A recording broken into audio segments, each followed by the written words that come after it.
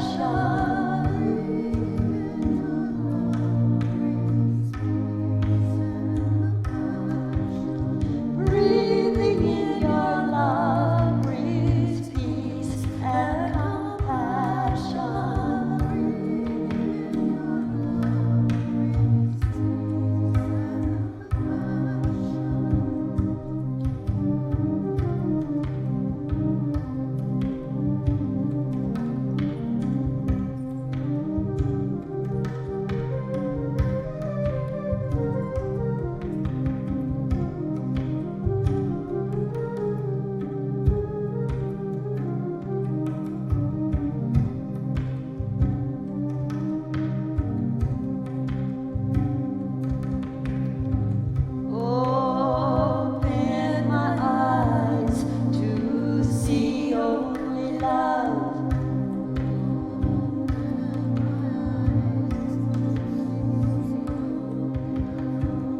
Open my heart to feel only love.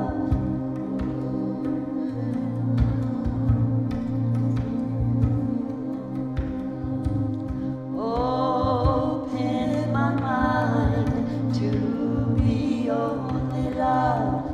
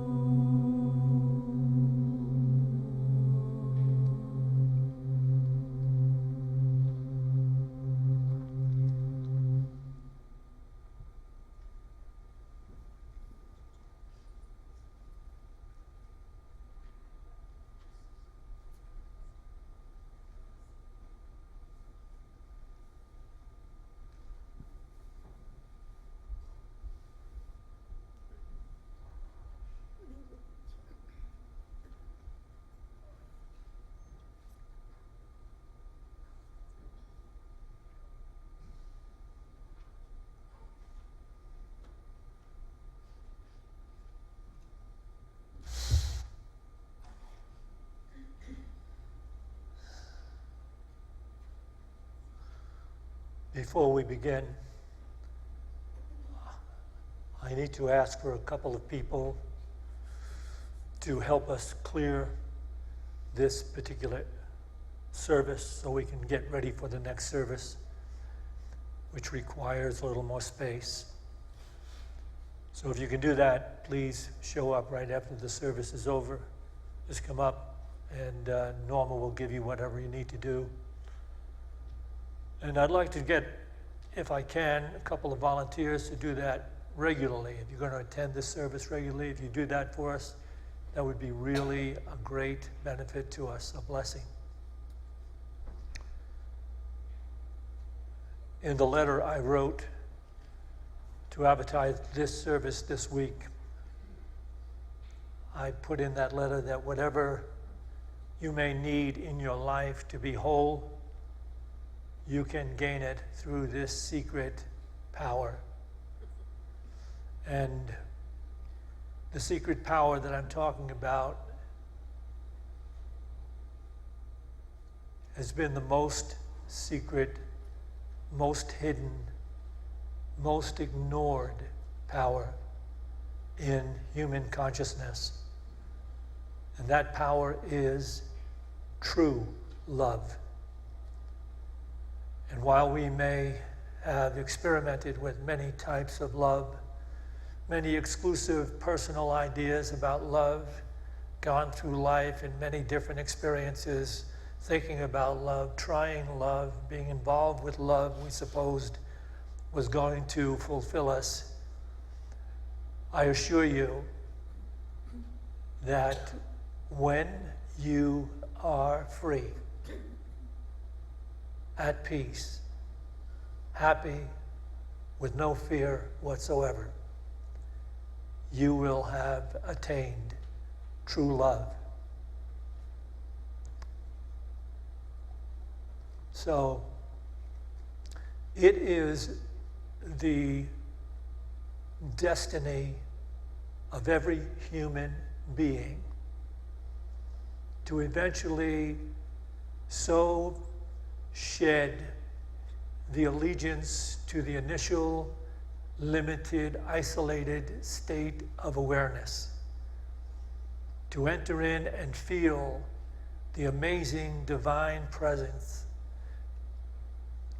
It is the destiny of every human being.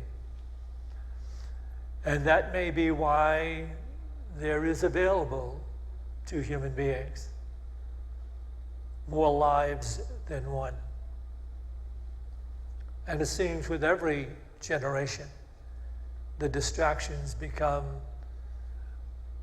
more and more pointed. It doesn't change.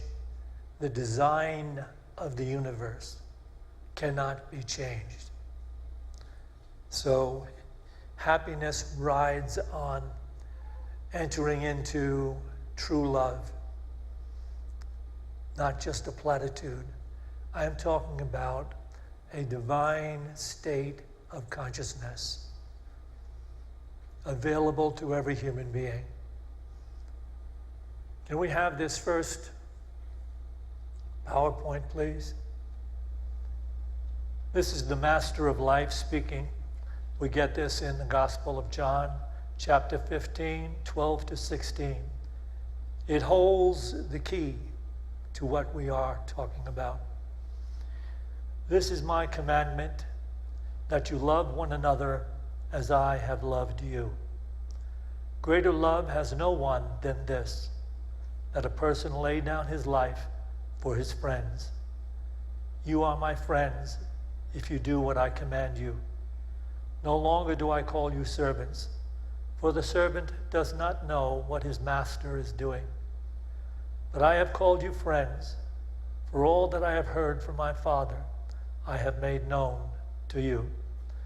Can we take this back again? Thank you. This is my commandment, that you love one another as I have loved you. That first line is so loaded. As I have loved you. It is ultimately a reference to unconditional love. because this love that was expressed, this miraculous love that was expressed, this love that will never go away down through the ages, never, is the calling to every human being, every one of us. Greater love has no one than this, and this is the key to it right here, that a person laid down his life for his friends. The life, of course, that is being referred to here comes to light very clearly in the rest of the scriptures, especially in the Last Supper, that it is the initial illusion-driven, ego-centered state of life. That is the life we slowly surrender, while this unconditional awareness of the presence of God in every person, in every place, in every condition, rises to the priority in our awareness.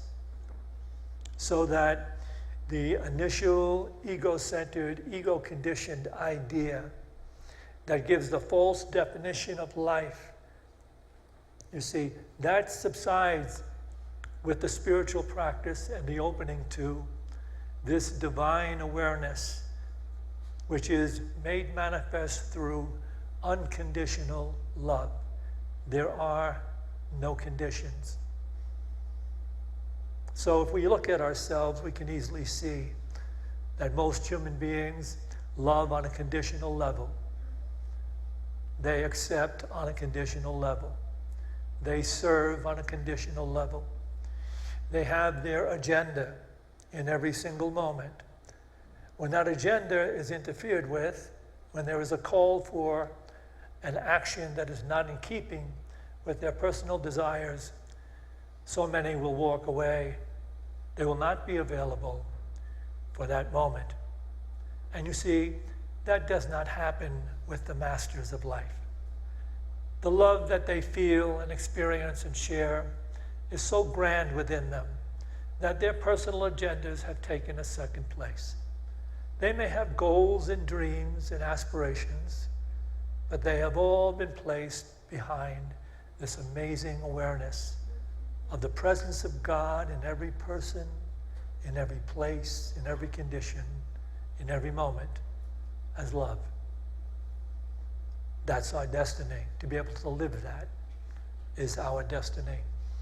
So you see, you lay down the life of limitation and you receive the life of enlightenment. You are my friends if you do what I command you. For all that I have heard of God, I have given to you, I've shared with you. And so you have the words to true life and true love. For the mature seeker, these words are not words thought of by a carpenter named Jesus 2,000 years ago. They are the words of the Christ consciousness that resides at the core of our being. For many, it is simply dormant. It is not activated. There is no spiritual practice to activate it. Such people just live being tossed to and fro by the changing tides of circumstances. And if those circumstances meet their personal agenda, they have a quasi-peace. If they do not meet their personal agenda, they are cast down. To transform the mind, we overcome the world of the limited initial definition of life.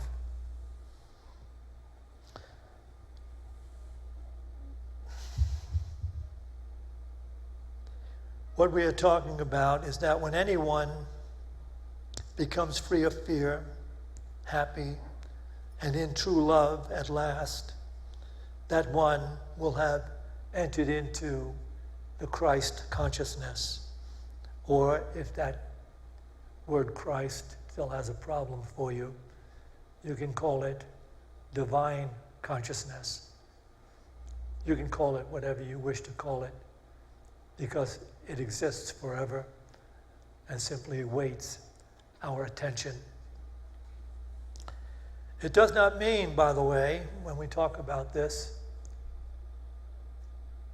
because we are talking about it not being the world consciousness, not the consciousness that the world worships.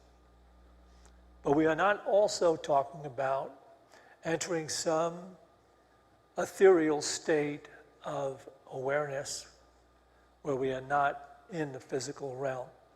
That is not what's being said here.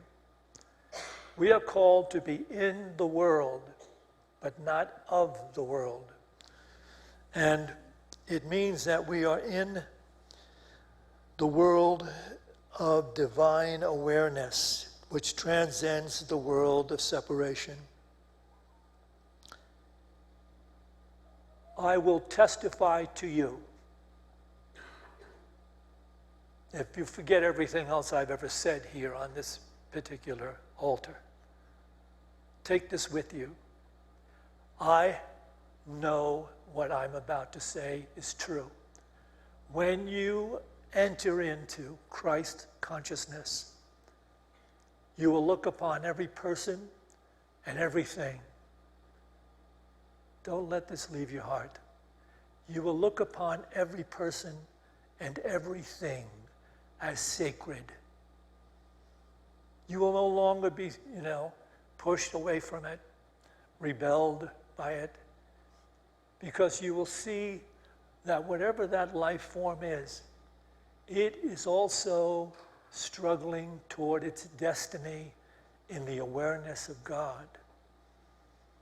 And it is sacred for that reason. And it is worthy of love, just as you are sacred and worthy of love. And so it calls for the practice. It takes a practice to withstand the incessant carping of the illusion we were born in, raised in, and educated in. It takes a practice to be able to release it so that this refined consciousness, your divine true self, can rise in your awareness, and you can recognize what perhaps you haven't recognized ever before. Everything you see is sacred and worthy of love, worthy of compassion, consideration, and worthy of peace. Let's hear from A Course in Miracles. Can we have the next PowerPoint, please? This is in the old text, page 206, in the new edition, 222. Salvation is for the mind and is attained through peace. This is the only thing that can be saved and the only way to save it. Any response other than love arises from a confusion about the what and the how of salvation, and this is the only answer.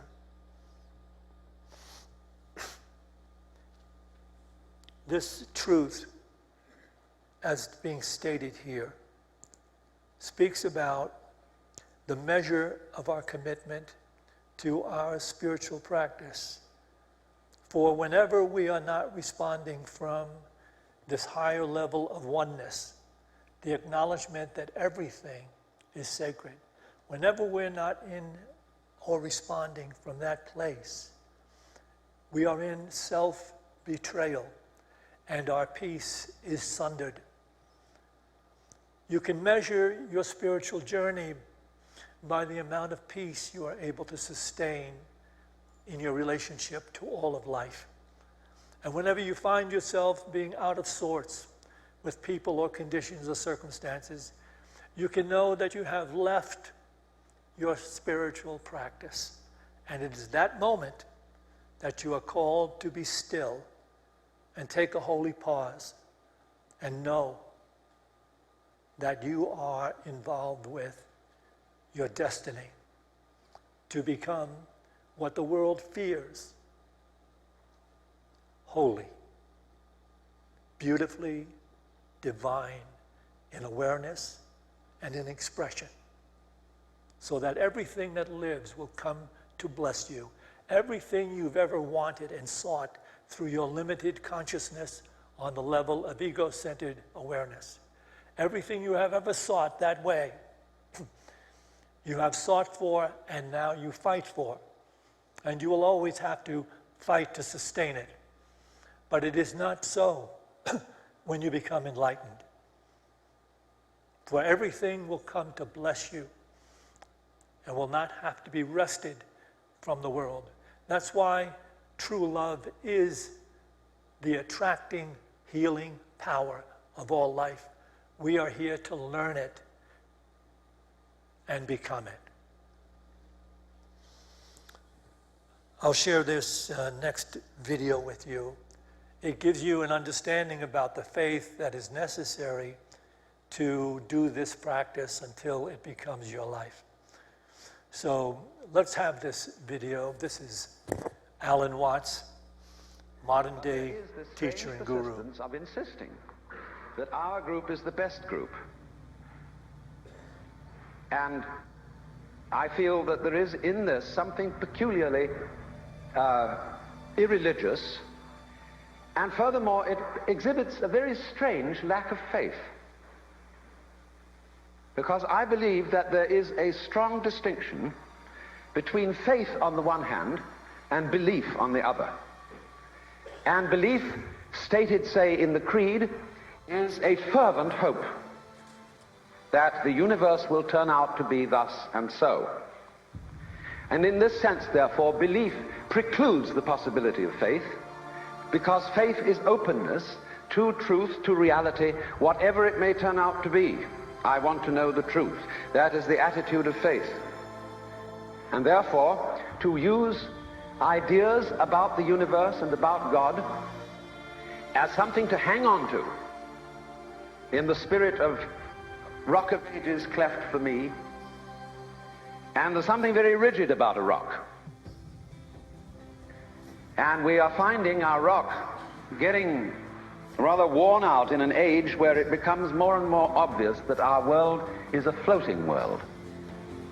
It's a world floating in space where all positions are relative and any point may be regarded as the center. A world which doesn't float on anything, and therefore the religious attitude appropriate to our time is not one of clinging to rocks, but of learning to swim. And you know that if you get in the water and you've nothing to hold on to, and you try to behave as you would on dry land, you will drown. But if, on the other hand, you trust yourself to the water and let go, you will float. And this is exactly the situation of faith. The Christian proverb is that man's extremity is God's opportunity. And so people, in other words, have to get desperate. Imagine the idea that the moment you were born, you were kicked off the edge of a precipice, and you're falling. As you fell, a great lump of rock came with you, and is traveling alongside you. And you're clinging to it for dear life, and thinking, gee, I've got to hold on to this, you see? Well, it doesn't do a thing for you. And it's only making you anxious. And it's only when you understand that it doesn't do a thing for you that you let go and relax. So everybody's in this situation. We're all completely insecure. We're all headed straight for death as if we had been condemned by a judge. And yet here we are all clinging on to things. And we have all sorts of alibis for doing this. We say, well, I have responsibilities for my dependents and I've got to cling on. But all you're doing is you're teaching your dependents to cling the same way as you are. And making them miserable by learning to go on surviving compulsively. So the thing is, same way, if you're caught in a torrent and you try to get out of it by swimming against it, you'll just wear yourself out and you're still carried along with it. So the sensible thing to do is to turn around and swim with it. And if you want to get out of it, swim towards the edge. But go with it. Same way when you're sailing. Always keep the wind in your sails. If you want to go against the wind, tack. But use the wind. So it's this way, you know. We're all in this great stream of change, which we call life. We are the stream. If you imagine you're separate from it and you're being carried along by it as if you were a cork, that's a delusion. You're a wave of the stream itself. So get with it.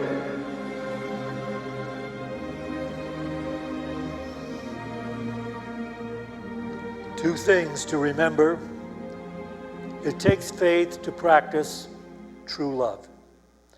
That is, to flow with life and be available in any given moment, to be appropriate to the Christ consciousness within you.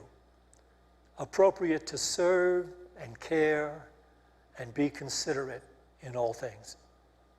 It takes faith to do that and practice that. And finally, A Course in Miracles will put it this way, and we have this. You can read this in the old text, page 207, the new edition, 223. If you will recognize that all the attack you perceive is in your own mind and nowhere else, you will at last have placed its source, and where it begins, it must end. For in this same place lies salvation. The altar of God, where Christ abideth, is there. You have defiled the altar, but not the world. Yet Christ has placed the at-one-ment on the altar for you. Bring your perceptions of the world to this altar, for it is the altar to truth. There you will see your vision changed, and there you will learn to see truly. From this place where God and his Son dwell in peace, and where you are welcome. You will look out in peace and behold the world truly. Yet to find the place, you must relinquish your investment in the world as you project it, allowing the Holy Spirit to extend the real world to you from the altar of God. And again, the measure will be your peace, the ability to be at peace and to flow in the knowing of the presence. It is magnificent because it reveals that everything is sacred and worthy of compassion and worthy of love and worthy of your time. For this particular assignment this week, there is no handout, but I would like you to do this. Take the mantra that we're going to use for this meditation. God is love. Love is life. I am God's life. I am. I am. Take that mantra with you. And this week, as you go about each day, pick out a number of people. Any, just a person here, a person there. It may be someone you know. It may be someone you don't know at all, a complete stranger. And just as you look upon them, know that they are sacred. They are being called to find life and find it beautifully and abundantly, just as you are seeking it. And then use the mantra this way. God is love. Love is life. You are God's life. You are beloved. You are God's life. You are beloved.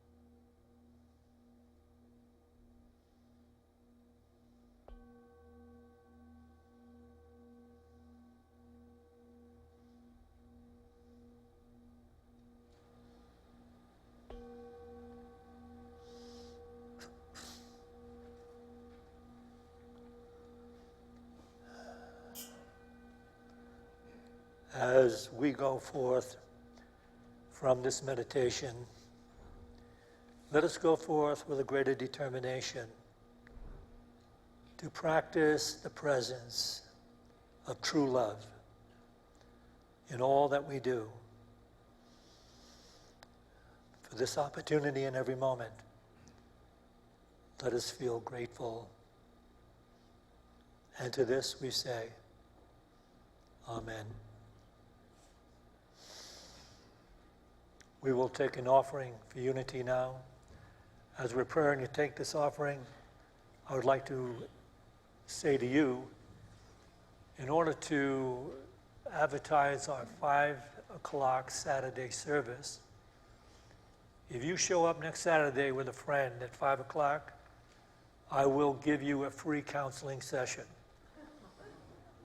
That's a promise. Just show up, just grab me by the elbow, say, I'm here with my friend. I will give you a free counseling session. We just want to get word of mouth going. It's a great service. Just as Cintisha's 11 o'clock service is going to be so inspiring today. If you have the chance, show up because you're going to love it. All right, as we take our offerings in our hands, let's bless them with this offering statement. Divine love is my true life and my conscious destiny. Therefore, I give. Together, please. Divine love is my true life and my conscious destiny. Therefore, I give.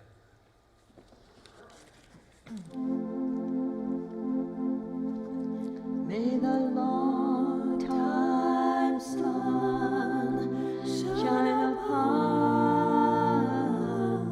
you. All love surround you, and the pure light within you.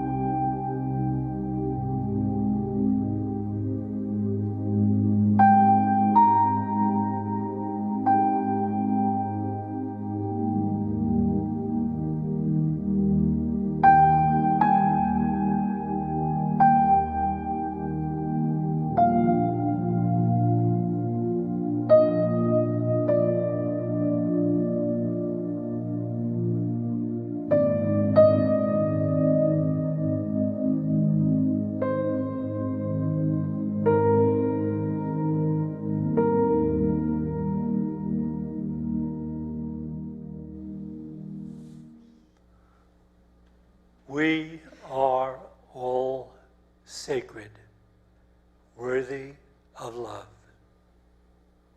Amen.